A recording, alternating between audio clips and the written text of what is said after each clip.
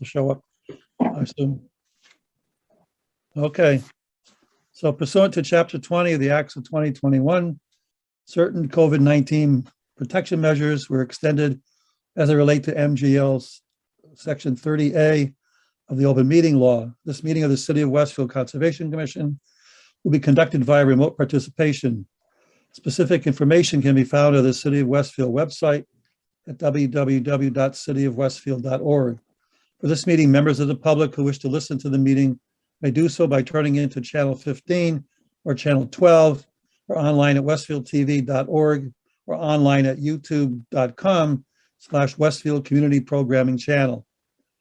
No in-person attendance of members of the public will be permitted, but every effort will be made to ensure that public can adequately access the proceedings in real time via technological means. In the event that we're unable to do so, despite best efforts, we will post on the city's website an audio recording, transcript, or other comprehensive record of proceedings as soon as possible after the meeting. So we'll do a roll call. Okay, Carl?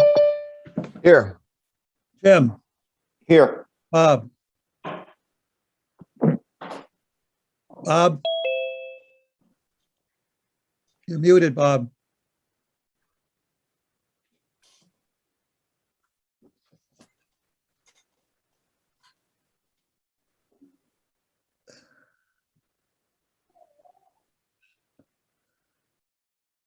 Okay.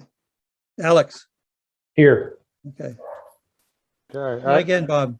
I'm here, David. Can All you hear right, me thank now? you. Welcome, Meredith. Okay. So anyone in the audience would like to address the commission on any item not on the agenda? Seeing none. Item 3, public hearings, NOIs, 459 Russell Road, Toccoa Country Club. And no updates yet from Natural Heritage. Applicant requests continuance until the next meeting on October 26, 2021. Do we have a motion to continue? So moved. Do we have a second? Second. All in favor? Carl? Yes. Jim? Yes. Bob? Yes. Alex? Yes. I vote yes. Item B, 898 Southampton Road, Heritage Residents Association, Inc. Again, applicant requests continuance to October 26, 2021. Do we have a motion? So moved. Do we have a second? Second. Okay, all in favor? Carl? Yes. Jim? Yes. Bob? Yes. Alex? Yes. Thank you. All right, item C, 0 Russellville Road.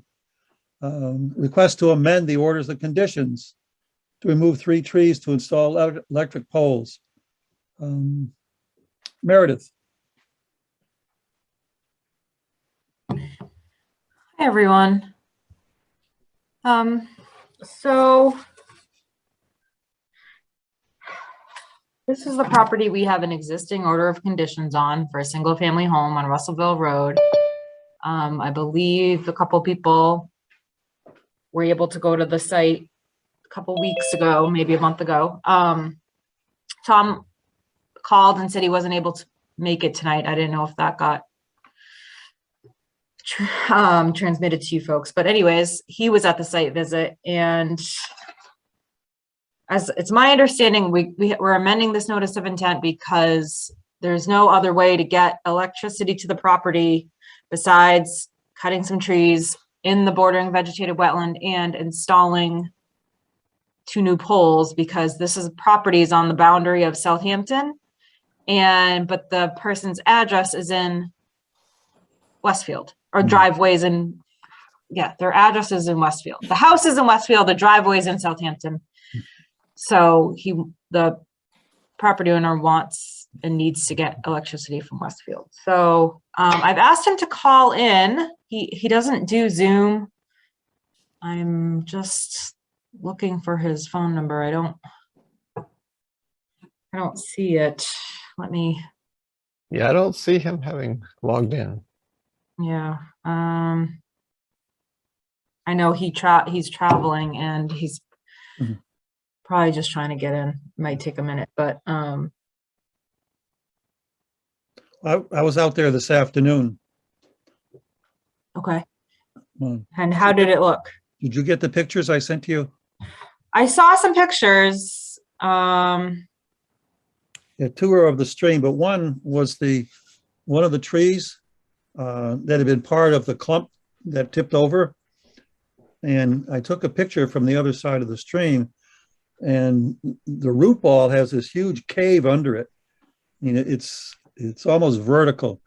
So that one needs to be, and that's one of the ones that needs to be cut and stumped, or not stumped, but cut at about 10 feet high. So, and when we were out there with Tom and Carl, we noticed another one that probably should be cut as well. So there should be 4 of them, not 3 as listed here. Oh, okay. Yeah. But, 4.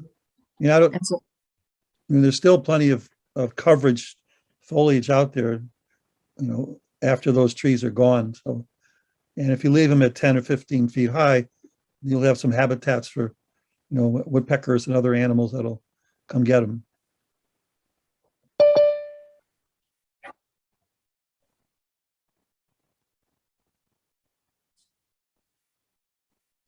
yeah, I agree. I mean, I wish this was done during the regular permitting process, but at this point, it seems like there's no other option. Yeah. Let me see. I just saw a phone number. It also doesn't seem like it was an intentional misdirection. It seemed like an unfortunate thing that came up, so. Yeah, I just feel like it was probably missed by the consultant. It seems, everyone would think, oh, we can get the electricity along the driveway, no problem. But we typically don't have properties on the edge of towns either. So it's a kind of a unique situation. I see somebody called in. Hi, Meredith. This is Sergey. Is this Hi, Sergey? Sergey. It's Sergey. Sergey. Sorry, so you're on a call with a bunch of, with the whole commission right now. I'll let the chair, talk to you. Okay, the thing is that I may lose the connection because I know at reception area I can get better reception. Okay, well, we're discussing your project right now. Okay. And I think the main reason, and the commission can reiterate this, but we wanted you to come to hear what we were deliberating, and we just want to make sure that you understand that what you permitted is the only thing that you're allowed to do out there, which is, the construction of your home. You got the driveway in. And this is an additional sort of aspect of your project. And we've been getting complaints that stuff is going on next to the stream and trees are being cut. I just wanted to reiterate, I haven't seen that myself, but I just wanted to reiterate, I think you understand that no work should happen beyond the silt fence, right?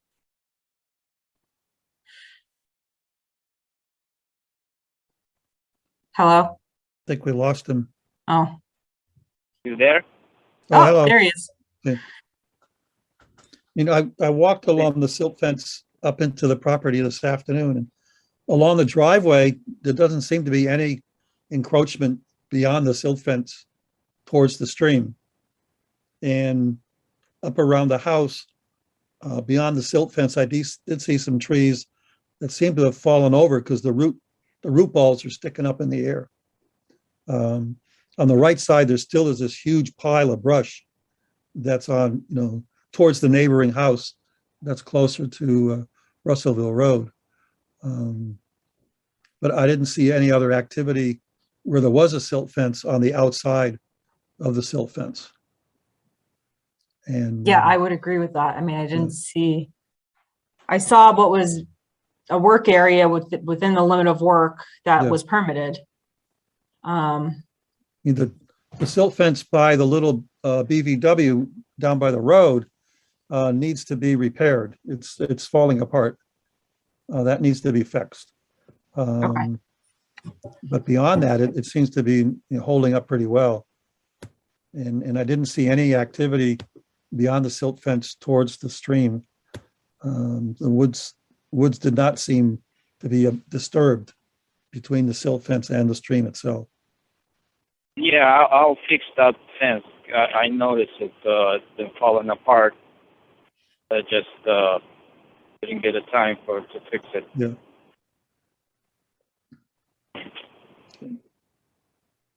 So what's the commission's, I guess, suggestions on the trees? Is everybody on board with removing those trees, or at least cutting them down so the wire can go across? I'm happy with the proposal to cut them at about 8 to 10 feet above the ground. Okay. I think any equipment needs to remain on the road and use, Yeah, absolutely. use some type of bucket, a professional to get those trees out of there so that nothing falls into the wetland. Yep. And leaving the stump of about, 8 to 10 feet tall. You guys want to leave the stump about 10, 12 feet long? Yes. Mhm. Yeah. Okay. Yeah, it'd be nice habitat for different types of birds and insects. Mr. Chair, Yes, I just got one thing to say. I think over time, that stump will fall down anyways, and it will create a better habitat too, so. right. Yeah. Yeah, the one that where that big root ball is, that was right on the edge of the stream. And when it came up, it created this huge cave.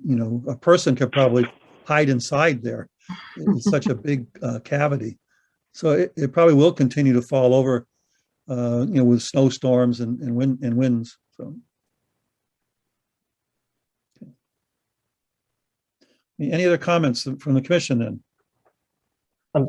I'm comfortable. I'm ready to move this forward. Okay.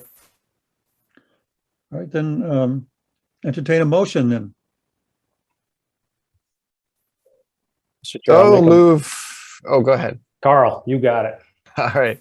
I will move that we permit the cutting of the 4 indicated trees at a height of between 8 and 10 feet above the ground. Please add about, no equipment in the wetland. Okay, yeah, sorry. No equipment permitted in the swamped area, so all of that cutting needs to be done and extraction needs to be done from the roadway. Mhm. Is that adequate? I think so. Okay. I mean, Sergi, you or Meredith circled or put a ribbon around 3 of the trees, but I think there's another one that's almost dead that you can take out as well. So we can go out and put a ribbon around that one too, so you know which one it is. Okay. Okay. All right. Do we have a second? Second. Okay. Any further discussion? Seeing none, all in favor? Carl, Yes. Jim, Yes. Bob, Yes. Alex, Yes. and I'll vote yes.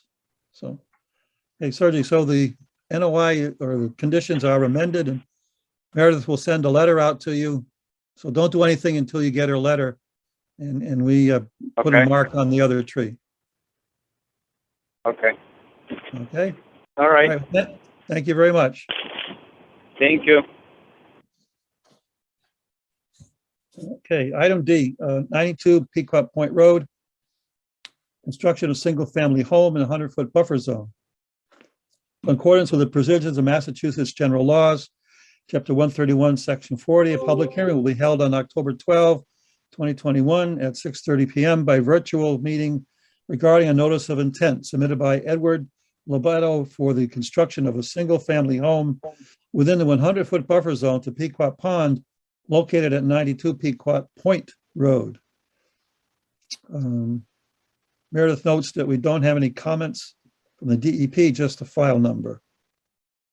So we probably will need a site visit. Do we have a proponent for this project? Yes, good evening, Commission. My name is Adrienne Dunk. I'm with GZA. I'm here on behalf of the applicant and to present the project. We are absolutely open to scheduling a site visit. I'm going to share my screen here and just walk you through the project.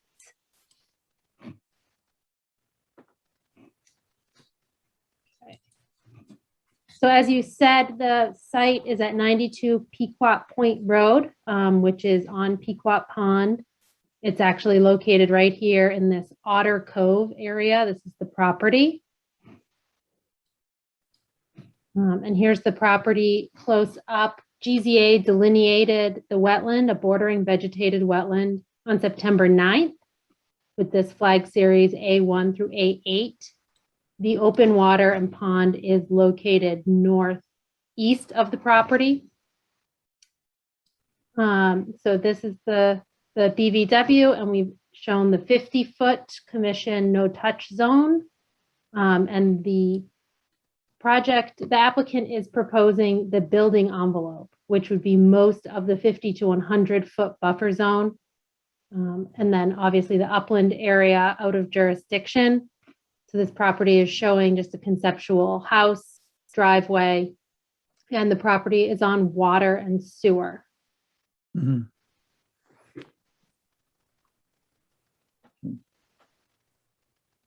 Thank you. Is the 50-foot and the 100-foot buffer zones marked in the field for our site visit? They will be marked before your site visit, but they are not marked at this time. Could you also please put stakes at the corners of the house? Yes, we So we know where can. it's going to be? Okay. Well, thank you. Any questions from the commission? Mr. Chairman, Yes. I might have missed it, but was there any dimensions provided, Adrian? So at this time, we are permitting the building envelope. So this is not the final house dimensions. How far is the house from water? The house is approximately 55 feet from the wetland. And the wetland is not open water. It is a BVW, but the open water would be another 50 or more feet away. Okay, thank you. Does this property have direct access to the pond? I don't believe so. There's rather thick vegetation. So if there was direct access, it would be just from this little cutout here, but there's thick shrubs and other vegetation. So I don't believe so. Yeah, this is Dan Nitchie for representing the client as well. There's no beach or pathway that would take you to the water. Okay. So they're not proposing any kind of clearing or No. setting up a path, through the 50-foot protected zone? No, No? Okay. no work in the 50-foot zone and no work in the BVW. All right. And just so you know that most of that site outside the 50-foot is lawn right now. Is what? It's a lawn. It's being maintained as a lawn by Okay. by the adjacent house lot. Right. There you go. Thank you, Adrian. Okay. I have a question, Mr. Chairman. Yes. There is no tree removal that's gonna happen on this property? There may be tree removal on the property, not within the 50-foot. So you would identify that when we could come out on the visit? The trees in the 50 to 100-foot buffer zone? Yeah, Yeah. anything that you propose to take down?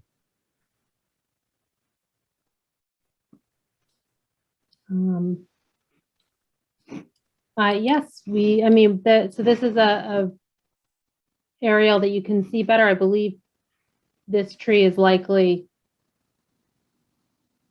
the primary tree that would come down.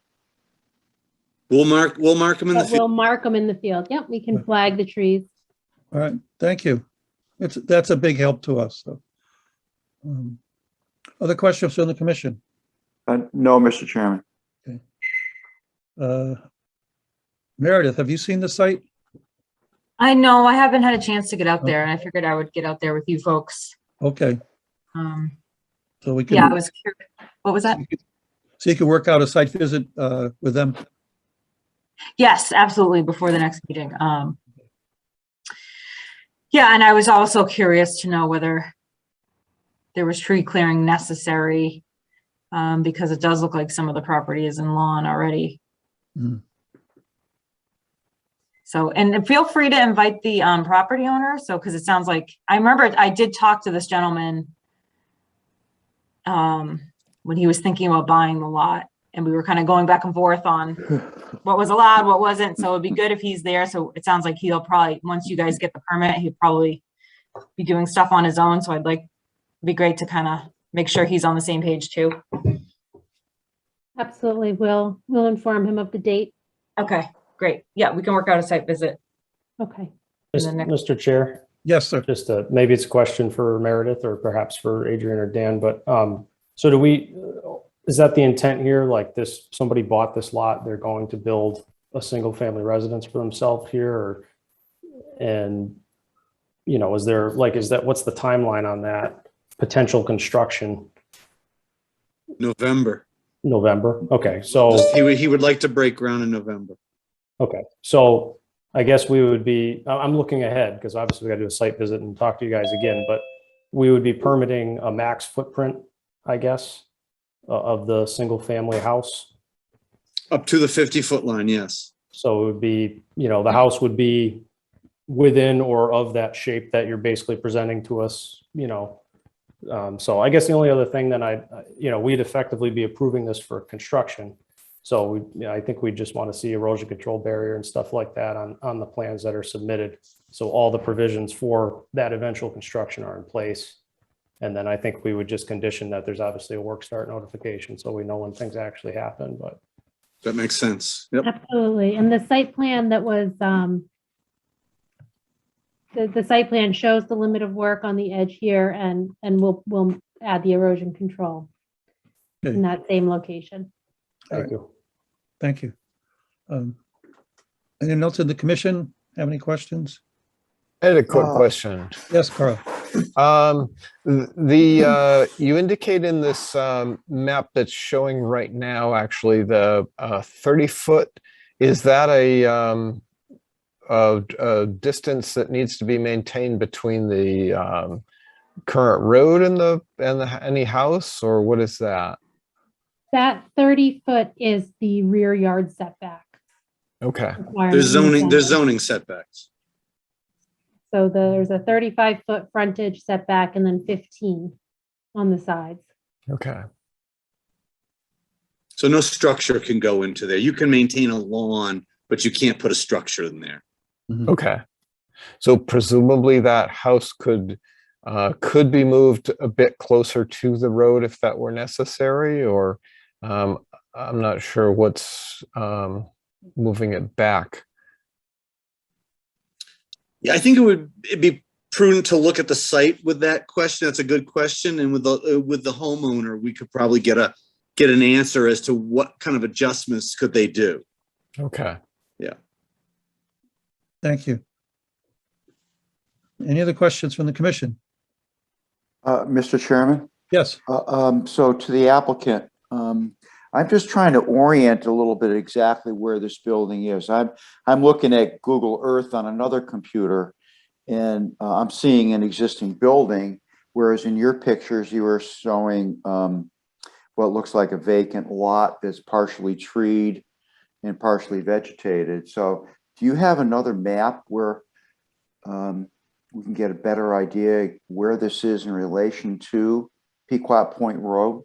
And I can. I'm sure you understand the question. I do. I'm gonna pull up the Mass GIS, so you can see it in a little bit of a larger context. Okay. So I can pull that up right now, but the property is not developed. Okay. There's no structures on it at this time. Okay. Was it previously altered? It doesn't appear so, no. Okay. Thank you. Yes, I'm just about there. Okay. All right. Okay, any other questions from the commission? Any questions from the audience concerning this particular project? Okay, so this is the property here. Can you see the map? Am I sharing? Not yet. Not yet. Okay. You might have to stop sharing the one. Oh, there you go. Okay. Uh-huh. Okay, so this is the property here. There's a generator back here or some type of utility. And that's what this structure in the corner is, but that's on a separate property. And so it's very interesting. And here on Pequot Point Road, all the numbers count up numerically, not on either side of the street with odds and evens, which may have been some of the confusion. So this is Otter Cove. And then this is the property in question here in the center, and that's 92. So there's Okay. not really, here's the open one. Okay. There's not All right. direct access. I see it now. I have it. Okay. Yeah, so it's on the corner of New Broadway and Pequot. Very Yeah. good. Thank you. All right, thank you. If there are no other questions, then I entertain a motion to continue to October 26th. So moved. Do we have a second? Second it. Okay, all in favor? Jim? Yes. Carl? Yes. Bob? Yes. Alex? Yes. I'll vote yes. Thank you. And Meredith will arrange a site visit with you. Great. Wonderful. Thank you for your time. your time. Thank you. Item 4, public meetings, none at this time. Item 5, enforcement, East Mountain Road. Update on stream crossing construction. Meredith? Yeah, I just wanted to update you folks on what was going on. I got an email from Mr. Dupuy last week letting me know that the work was going to start this week. They do have approval from Natural Heritage to be doing work right now. And Natural Heritage did approve the culvert reconstruction plan or replacement plan that we had approved back in, I think that was May. I reiterated to the applicant or the property owner that they need to have a wetlands person on site. They assured me that they would. And I also reminded them that they would be meeting to, a report is owed to us by November 30th. It's the second year-end report summarizing the condition of the restoration area. And then I assume it will also include information about the culvert replacement and any corrective actions that are needed out there. One of which is are the 10 shrubs that were proposed to be in the riverfront area. I don't know if you folks recall, but there was a small section of riverfront in the outer 200 foot that needed to have shrubs planted and they weren't planted or they weren't there, they didn't survive. So that needs to be addressed. And that's pretty much it. As far as I know, I believe they're going to pull out the little culvert and put in the better, bigger bridge culvert this week. All right, thank you. Any questions? Okay. Are they going to tell you who the wetland scientist is, or They said it was going to be Brad Holmes. Now I forgot his company. I think it's Ecological Restoration, ERC, Mhm. Ecological Restoration Consulting. I'm sorry, I can't remember his company's name. I haven't heard from him directly, but I can follow up if Yeah. you think it's necessary. Why don't you call him to make Okay. sure that he's going to be out there? Okay, I can do that. I'll send him a note too. Thank you. That's a good idea. Anything else from the commission concerning this item? Yeah, just No. one thing, Mr. Chairman. Yes. All the erosion control stuff is going to be in place before anything happens and everything else? That's my only question. It should be. I mean, that's why we're having a monitor there. Okay. I haven't been up, I can't remember the last time I was up there. But last I heard, all the erosion controls were still in place and it was actually becoming revegetated, but they'll need to put erosion controls in during the construction of the reconstruction of the stream, and there's a small bit of wetland to be restored. Once they take out the old culvert and put in the new one. So yeah, that's why I've asked for a monitor, so someone to be out there, but I will, I have to give the guy a call tomorrow and make sure You have him he's tell on you, board. What was and that? make sure that the controls are actually in there. So, keep in contact with him. Yeah, I will, yeah. Thank you. All right, item 6, discussion. West Parish filters. Mr. Chair, Request I'm going for- to recuse myself. Okay, thank you. Request for certificate of compliance. So we need a motion to approve the certificate of compliance and release the bond. Mr. Chairman, so it's been completed, obviously. Yes, I think there are applicants here if you want to hear about the project. Melissa's here. Melissa's here. Yeah, Hello, a brief summary, Melissa, please. certainly. And for the record, Melissa Cody from Ty and Bond on behalf of Springfield Water and Sewer Commission. Also in the audience tonight, Bob Stoops, Chief Engineer with Springfield Water and Sewer. We were before the commission for this project. It was the replacement of 2 bridges within the West Parish Filters facility. The bridge construction, those were completed at the end of in 2020. And this is the end of the second growing season for the riverfront area improvement plantings at both locations. So those have all been in the ground. The work has been completed, and we're requesting that the commission close out the permit and release the bond for the contractor. Any questions? Did Meredith get a chance to look at it? Yes, I did. I looked, I've been out there a bunch of times because they've had other permits going on. So luckily we walked past the area quite a few times, and everything Right. was revegetated. I got the receipt of the plantings from the contractor. Melissa put in the COC a report with some photos. And they even put up signs, which was above and beyond what we asked. So, because we agreed on a no-mow zone along the river there at Cookbrook. So, yeah, and they're not going away. We have 2 other permits. We have another, I think, was it 1 open order? There might be 2. Yes. So we'll be back out there, and yeah, this project's been done for a year now, so I think it's time to Right. close it up. Okay, thank you, Meredith. Yep. All right, any other questions or comments? Seeing none, entertain a motion to approve the certificate of compliance. So and release the moved. bond. So We have a moved. second. We have a I second. will second it. Any further discussion?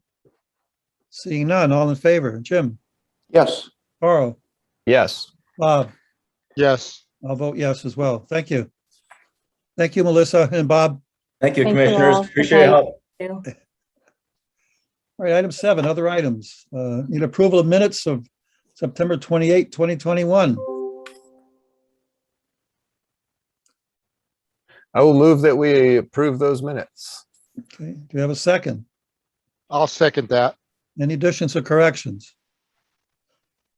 Seeing none, all in favor? Jim, Yes. Carl, Yes. Bob, Yes. Alex. This was last meeting, right? Yes. Yes. I'll abstain. I wasn't here. Okay, I'll vote yes as well. Thank you very much. Item 8, commission discussion. Wetlands ordinance update. Meredith. Well, we are so very close to getting this thing to council. I met with Shanna. I met with the city solicitor on Friday, and she had a bunch of comments, but they were all relatively easy to address. I mean, I just need to, I can go through comment by comment, or, I mean, the summary I got from her basically is cite the Wetlands Protection Act as much as possible. Where she had questions, it was just, she needed a sort of a clear citation. And like, we don't need to reinvent the wheel. We can just, a lot of our things are referenced in the Wetlands Protection Act. And if we're using a definition in the definitions, then we have to make sure we use it in the ordinance itself, which somehow I didn't do for bordering vegetated wetlands. So I'm actually going to redo the definition section and have bordering vegetated wetland as a heading, and then have the swamp, marsh, all those types of bordering vegetated wetland under that. She said, you know, as a layperson, she could understand that better. You already suggested putting it in the paragraph. And yes, we're going to put bordering vegetation in bordering vegetated wetland, sorry. I forget where you told me to put it in, but Okay. Well, there's multiple places we could stick it in there. We talked about the fine and the way we had worded the fine penalty, the structure of that sentence doesn't really make sense. And she kind of thought that we shouldn't even have up to $1,000 per day. Because we say that any person who violates the provision of this ordinance may be punished by a fine of $100 per violation per day for each day the violation is not addressed. She said that could end up being more than $1,000. Why do we want to cap it? I don't know where we got that from, or I think I'm not sure why we wanted to put $1,000 a day in there, but I don't remember the $1,000. I certainly the 100. It was initially $100, and I had actually proposed when I revised that it be up to 1,000. So that's, I guess, where that came from.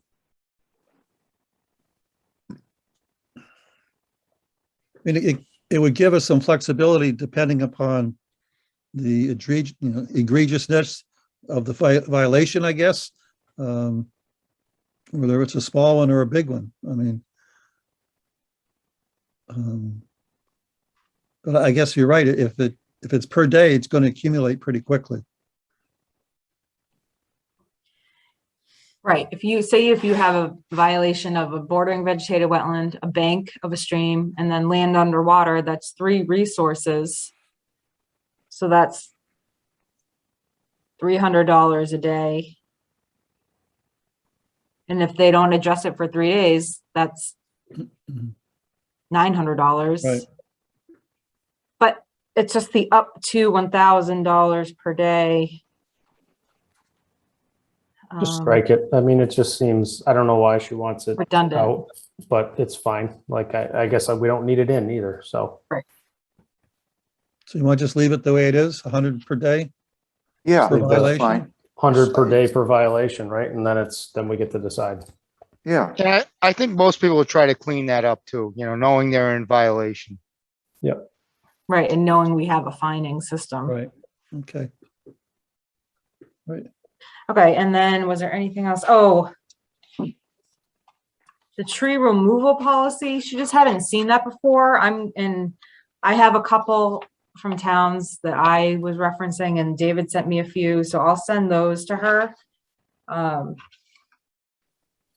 And she wasn't against it at all. She just wanted to see what other towns were doing. And then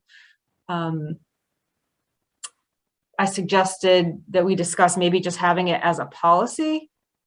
From the ones that I looked at from the eastern part of the state, they appear to be separate policies, not part of their ordinance.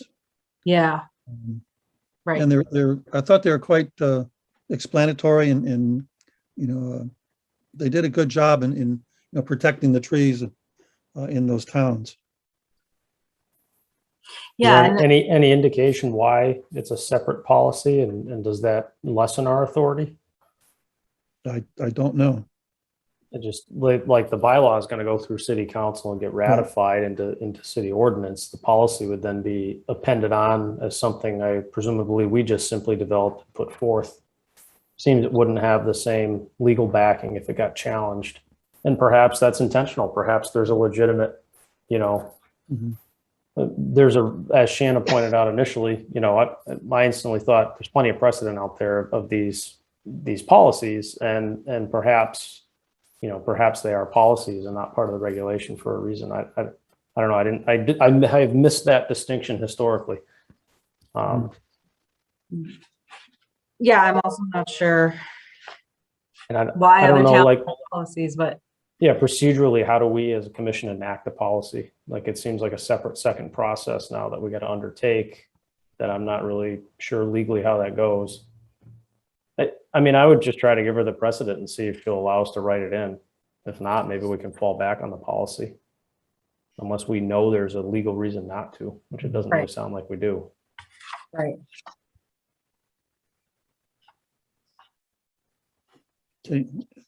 But I guess there outside, was also, oh, sorry, one more thing about this, like some confusion that why are we even doing this? I mean, people file notices of intent to cut trees. That's the whole point of a permit. And I guess she was wondering, do we, by giving an order, or do we address this in our orders of conditions? So do we even need to have it? And we do. Right now, we're using our orders of conditions and our determinations to say, okay, if you want to cut all these trees in the buffer zone, you're going to have to plant some shrubs, but there's nothing formal. So this really formalizes it and gives people a heads up. Maybe that's the logic for making it guidance, I guess. Yeah, it's So guidance. that it's somebody applying, a policy, I guess, but it's guidance essentially. Somebody applying knows what they're getting into coming in, and it's simply the way that we act, on a meeting to meeting basis. And I guess they know our expectations, right? Right. What we're looking for. Which Yeah. I think helps everybody. It helps us be more uniform. It helps people they won't be caught off guard by it. So they'd say, okay, yeah, sure, I expected that, or they already showed it on the plan because you said you were going to ask for it. So, I mean, it helps everybody. I guess it's just a matter of how it gets framed. And maybe that is a good point for why it should be a separate policy. I just guess I don't know what the mechanism is for enacting that policy. And I can ask, I'll find out. That's a good point. The other question that came up was what gives us the authority to say what size of a certain tree needs replacing or gets replaced, or why a certain caliber. When I went over these, it seems that decision or discussion we have for somebody to do that type of a restoration is based upon what was removed and what positive impact did that removed item have on a resource area, and what needs to be done to replace it as soon as possible. There you go. okay. And regarding caliper and size and things like that, some of it is based upon, do we want, let's say, a landowner to do 10 trees at a total cost of X, as opposed to 3 at a cost of Y, or also the availability. The generalized availability of all vegetation is just not available. It's just not there. I just don't think we could ever replace the caliper that's taken out, because most people are taking course out not. large calipers, Yeah. and we're just asking for a small amount. Yeah. Right. And I noticed, right, the problem is these people want to take down trees next to their homes. They don't want to plant more trees. The whole point is to get rid of the trees because they're worried their homes are in danger. So That doesn't mean they can't put trees elsewhere if we Right. think it's important. And we're only at. Go ahead, Sorry, Bob. Jim. No, we're No. asking for a small amount back. We're not asking for that same amount back, and we get it. That's all. We're not replacing a 120-foot pine tree or 80-foot pine tree. We're asking for a 15-gallon tree or a 10-gallon tree. Right, and or whatever. sometimes we want to have something native replace an invasive species. And sometimes we've talked about the canopy that the proposed tree can provide there's a lot that goes into it.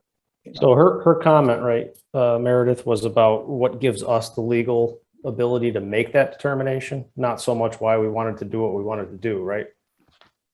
And the comment struck me as odd because to me, I can't point to a particular, section of MGL, but the Wetlands Protection Act gives us that broad-based authority to determine, if we feel an impact is acceptable and if mitigation is required for that impact. And all we're doing here is codifying the best practice in Westfield so that everybody coming into Westfield to develop something or build something knows what our expectation is going to be. That's all we're doing. We're not creating a new authority for ourselves. We already do this on a week-to-week basis. So I think that's the response to Shanna is we're not establishing a new power of the commission. We are simply trying to give people coming in a heads up on what the practice is, because right now it's as the 50 is, it's just a precedent that we have that nobody is aware of that is easily defeatable in court. And all we're doing is putting it in writing and voting on it so we can say, no, this is how we've acted and this is now what we say, the rules and the policies are. So I think that's the response to Shanna. And if she wants us to do this as a policy, I'm starting to see the logic around that part of it, but I'd still see if she's got a sound reason for that, because otherwise I'd just put it in the ordinance. It's the way that we want to act. And again, it's not creation of any new authority. And I think that's the point to her. It's simply us being more specific about how we're going to execute our powers granted under the Wetlands Protection Act. I'm looking at some other towns and Newton, Cambridge, Somerville. These actually have ordinances for tree removal on any property, not just wetlands.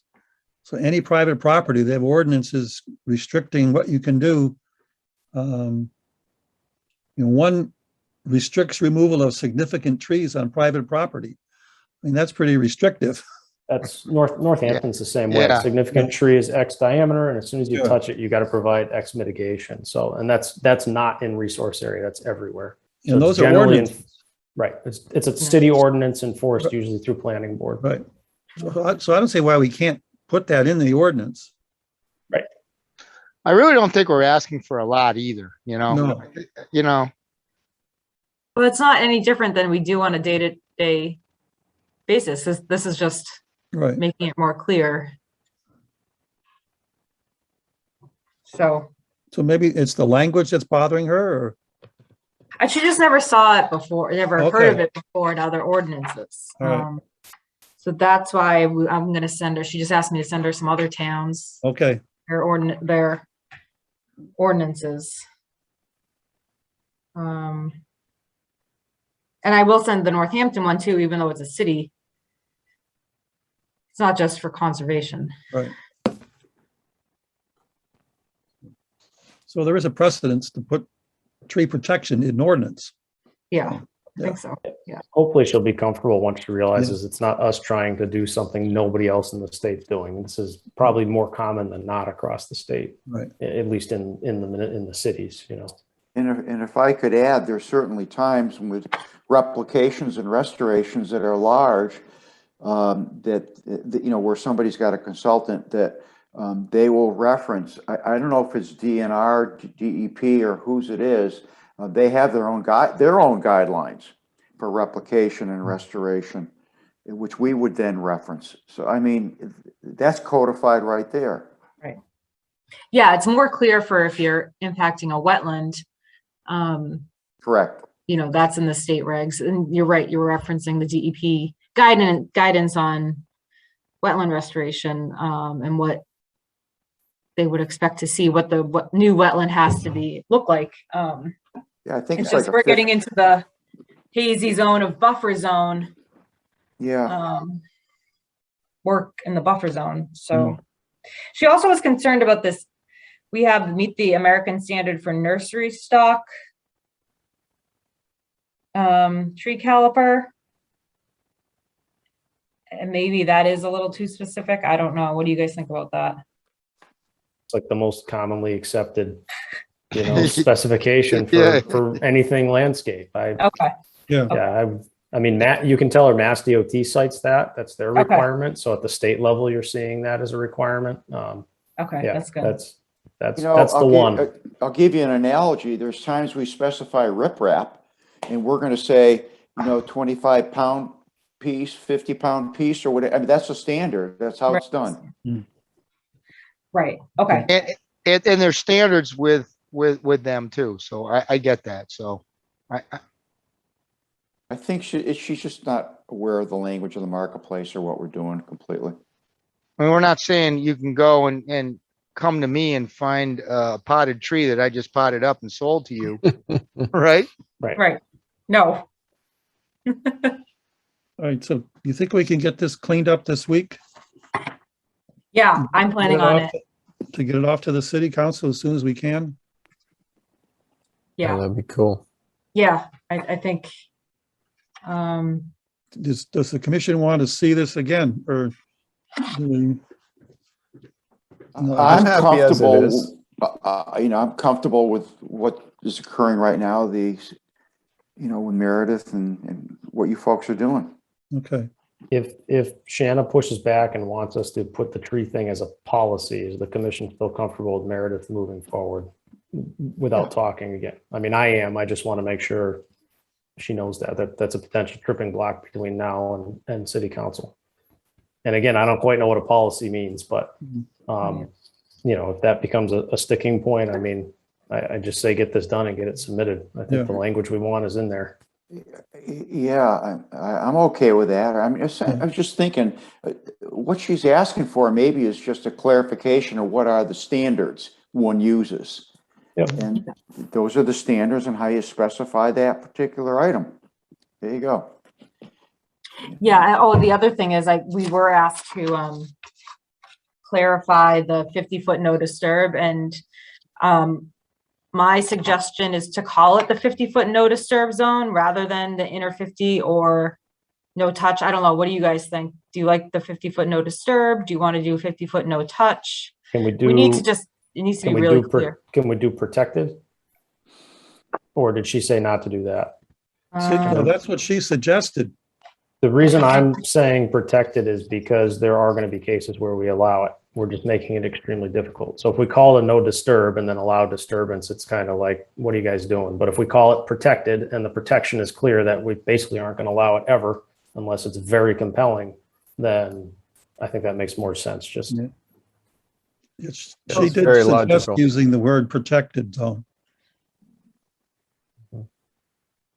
And it may make more sense to people reading the ordinance. The word protected may make more sense than 50-foot, no disturb or something like that. Can you it could be the clarify? 50-foot very, very protected zone. We could do that. Well, can you say the protected zone and just do a parentheses, and just clarify it slightly within a parentheses? She's Is that gonna. allowed with- It's going to be a definition, right? So you're going to have a block definition of what it is. Whatever the name of it is then defined in that definition section with 4 sentences or whatever, and then the regulation about it is discussed later. Yeah. How about 50's 50 and there's no there's no leeway. I mean, that would be the 50-foot no disturb. But I think, I don't know. I think we do need to leave. Alex's point is good in that I think we do need to leave ourselves a little bit of flexibility, particularly when there's a structure in there already or a project that's occurring within that 50, but ultimately results in an improvement. I think it's important to make the distinction between a highly protected and a no-touch zone, where a no-touch zone would imply that nothing at all could happen in there. Right. Never. Yeah. But then don't we create a gray area? But I think we are, Bob. Mhm. I think the way we did this, we left ourselves the flexibility.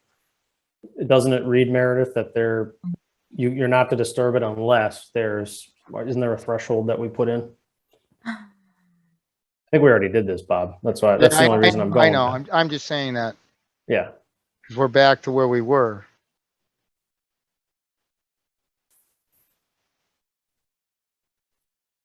Trying to see. Can you Yeah, find the- that paragraph, Meredith?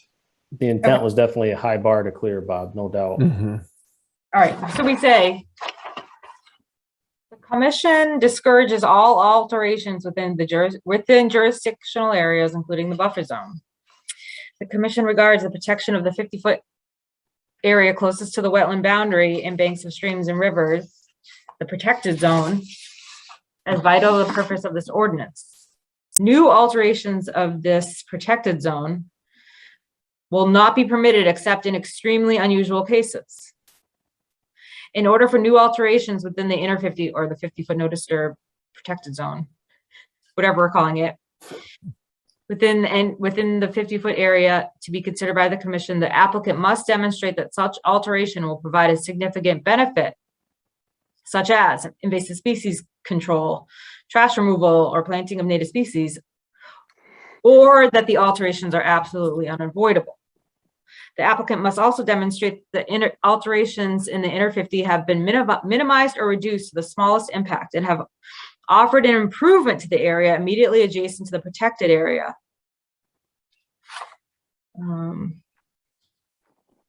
Activities or alterations of existing structures within the inner 50 zone will be considered only if they are activities or structures that can be demonstrated by the applicant to have been conducted or existing prior to the date of the ordinance, the original date of the ordinance, 1993. Mhm. And it, yeah. And then we also say, in addition, these alterations, when we're referring to an area that's already developed, must reduce the impact or significantly improve the inner 50 area surrounding the immediate adjacent protected area. So we do kind of give ourselves some. And that gets the point across, I think. I think so. Yeah, that's good. Yeah, it says we really don't want you to work in the 50-foot buffer zone. However, if there's absolutely no other possible way that you can hedge in this project, you can do it, but you have to provide some sort of mitigation.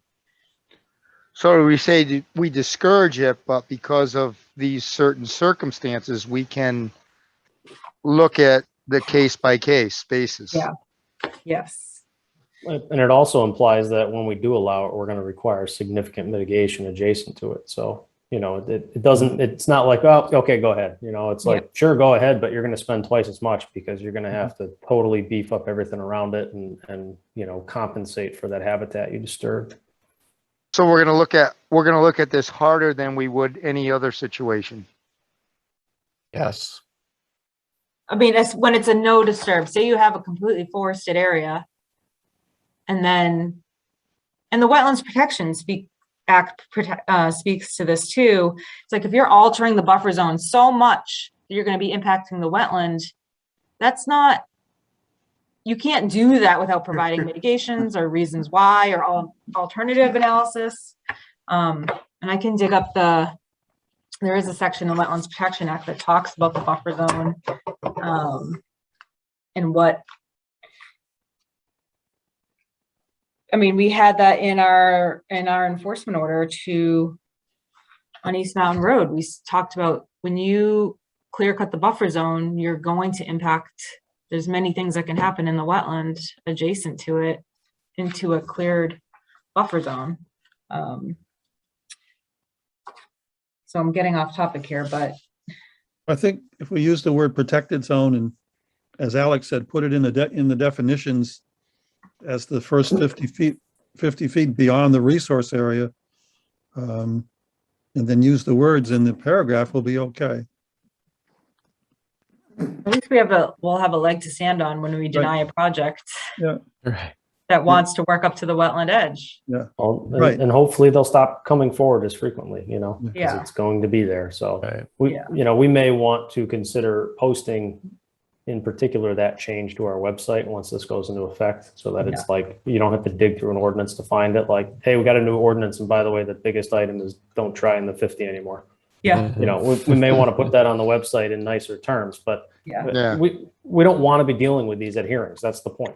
We don't want somebody to buy a piece of property and come in and say, this is where I'm putting my dream home. You know what I mean? Like we don't want to get to that point because we're human too. And we feel bad for these people, Right. you know? So like, we're trying to avoid that. That's half of the point here. And the other is so that we can say no. Yeah. Well, I think by increasing the language like we are, it puts the onus on the applicant to persuade us to their point of view.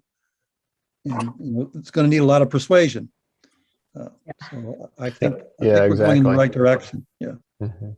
So I think it just needs a lot of language put in there, right? At this point, the right language, though. Yeah. Well, I think what she read is pretty good. And just, for Shane, I think if we, put in some more references and citations to the actual act, I think that will help us. All right.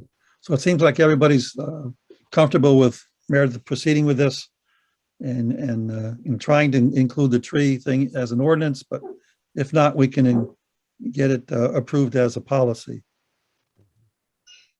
Yeah, hopefully we can just include it because, Yes. and then otherwise I'll have to circle back with you guys, but Well, let's just leave it in there. I mean, there's Yeah. certainly precedent across the state for okay.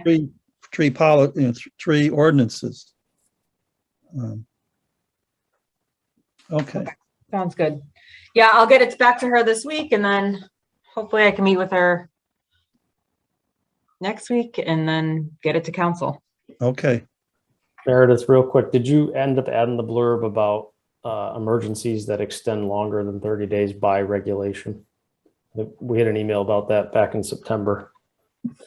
And the example given was a 60-day immediate response action, like for a spill pursuant to the MCP. So it wasn't changing anything. It was simply saying 30 days is the emergency, but in the event of a regulation that would, we're not trying to supersede a different state law. It was only to basically cover us from somebody saying, well, this doesn't make any sense.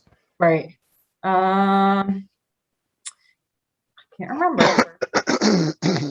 I can reforward you the email and you can see if Oh, you that'd put it be in great. or not. Yeah. Yeah, that'll be perfect. It wasn't a change for the other commissioners. It wasn't a change. It was more a CYA. Okay. All right. Thank you. Oh, yeah. Anything else said on the ordinance?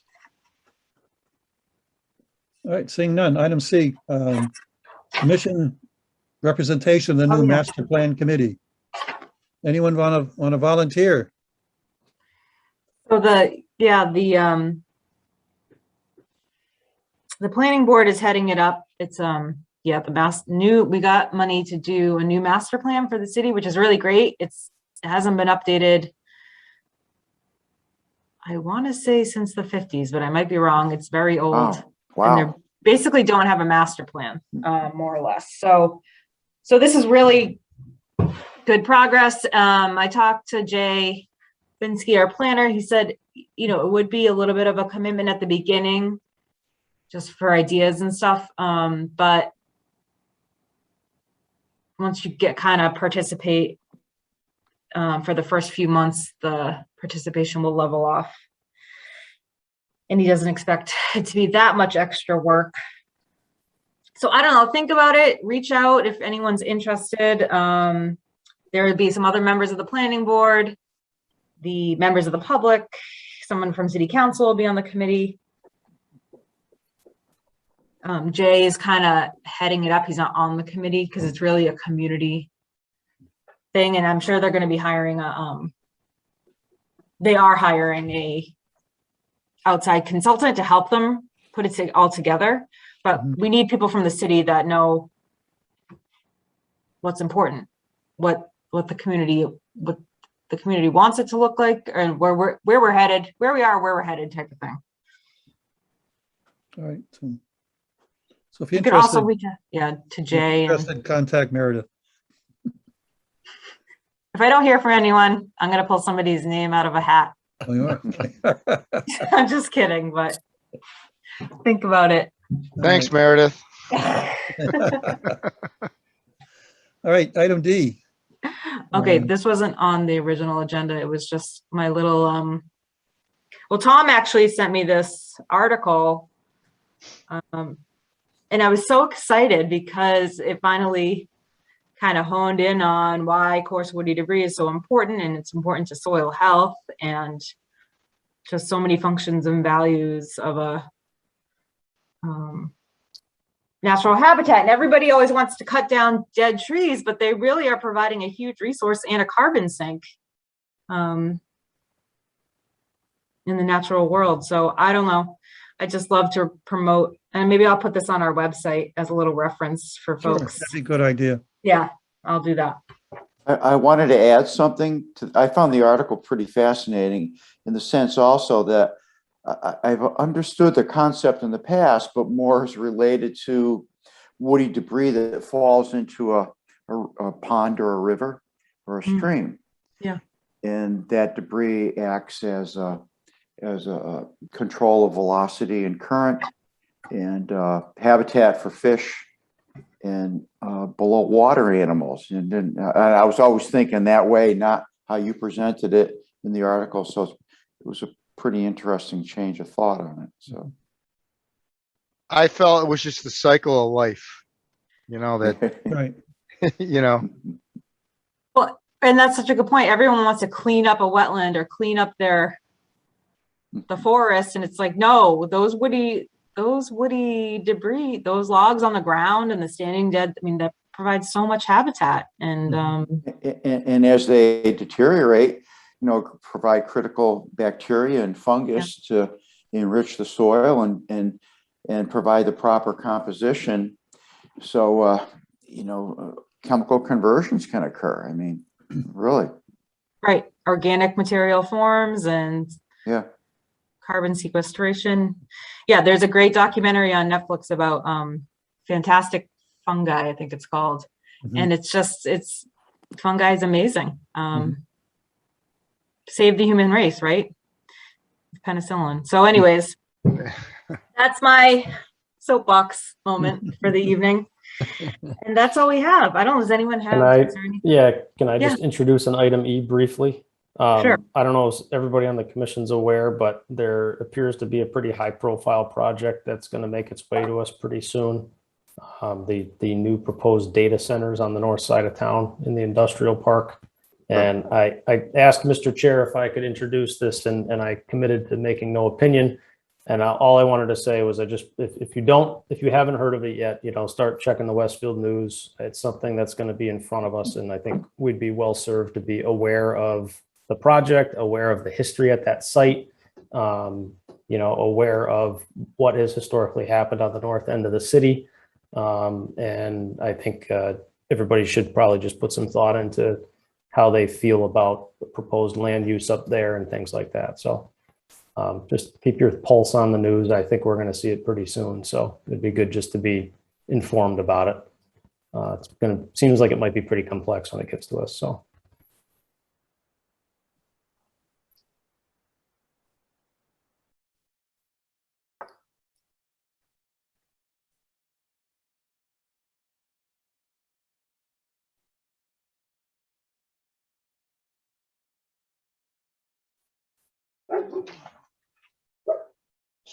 Thanks, Peter. That's all. I don't want to beat it any further. It's not, you know, we'll discuss it, I'm sure, at length when it comes in. So. All right, thank you. A big one. All right, anything else? Mr. Chairman, I Yes. do have something just to bring up, I guess something I don't completely understand, and it's come as I've read about some of the issues in Southwick having to do with some changes on various boards down there, one being Conservation Commission. I believe there was a challenge to one or two decisions having to do with was the member there at all meetings when the project was discussed. And that comes up here. It came up with me tonight. I haven't been at the last 3 meetings, but I did vote on some items. And I don't know exactly what our policy is supposed to be either on the board or in Westfield on this. And I wonder if we can get some clarification on that. I would comment only, Jim, that I know that's much more critical on zoning and planning boards, you know, and they have alternates and sometimes you can't come back the next meeting because you got to wait a meeting till that same quorum is there for that meeting. But I thought the Wetlands Protection Act gave us a little protection away from that type of thing, but that might be a good DEP question or a good Jana question or. Yeah, maybe Meredith can pick up on this one, give us some clarity? So the question is, if you haven't attended the meeting where the project was opened or discussed at all, Yeah, so let's say it typically takes 3 meetings from opening to closure, door and order conditions. 3 meetings, let's say. And let's say I was there for 2 of them, but not all 3. Can I then vote on the final project? Whatever board member is there? Or do they have to be to all meetings? Or Right. what exactly is the law in Westfield and for us? yeah, I wonder if it's an ethics question. Ethics Commission. I don't see where it would be. I think it's Yeah. more procedural. But David, what are your thoughts on this? I don't remember that being part of the ethics Yeah. questionnaires we had to do. I don't see this as conflict of interest or anything like that. It's just, Right. what is allowed. Right. Or another, in our particular case, did the members voting go on a site visit? That's impossible to do all the time. Right. I Many mean, if times it we'll becomes too restrictive, we're not going to have enough people for a quorum to vote. Exactly. Yeah. Yeah. And so, we defer to each other's judgment for site visits and things like that. But regarding specifically in a public meeting like we are now, I'd like to see some clarification on that, what we can or cannot do. But typically, with any project, if it lasts, let's say 3 meetings, like you said, it's opened in one meeting and discussed, but then it's discussed, basically the same discussion goes on the second meeting with some additions to it. And then it may be discussed again the third meeting. So I guess my point is the basic parts of any project probably get repeated at each of the meetings. So even if you're coming for the last one, you'll have a good understanding of what's going on. But the city may have some precedent about that. I'm not sure. But that's a question for Shana, I guess, or for DEP. I know that our quorum rules are different also than any other municipal board because ours come through the Wetlands Protection Act. So, okay. I don't know if that particularly pertains to Jim's point here. And I've abstained from a vote. I've participated, but then abstained from the actual vote because I wasn't here for the whole time. And, we don't always need everybody to vote, even though that tends to be our habit. Right. We just need the quorum to vote on a given evening. So you can always abstain if you're uncomfortable with something. And quorum is met. Otherwise, I know under Wetlands Protection Act, even if you've got a conflict of interest, you can revert to a least conflicted position. Like if you got 2 people with a conflict and you need one of them, the least conflicted person can actually participate and vote. So the Wetlands Protection Act definitely modifies open meeting law a little bit. And I think that's the more appropriate place to ask those questions like DEP or MACC or areas like that. I think maybe MACC would have a good idea about it too. Right. Thank you, Mr. Chairman. Thank you. So we can follow that up too, I Yeah. guess. I'll look into that. Yeah. So, all right, thank you. Anything else? Seeing none. Item 9. Entertain a motion to adjourn. So moved. Have a second. Second. All in favor? Jim, Yes. Carl, Yes. Bob, Yes. Alex. I'll Yes. vote yes. Look at that. An hour and 10 minutes. Not bad. Oh,